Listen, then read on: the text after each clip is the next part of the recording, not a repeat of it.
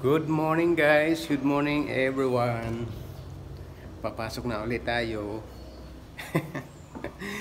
Magbibigay naman tayo ng counting update dahil sa ating ginagawa araw-araw at sa ating paglalakad. Ayan. Sarap ng pakiramdam. Sarap ng umaga. Nakakasigla sa umaga. Nakakagana magtrabaho pag ganitong mayroong kang inspirasyon. Inspirasyon sa buhay. Alam mo yun? Yung gaganahan ka magtrabaho, gawa ng mayroong kang ini-endeavor sa buhay na dapat mong ma-reach.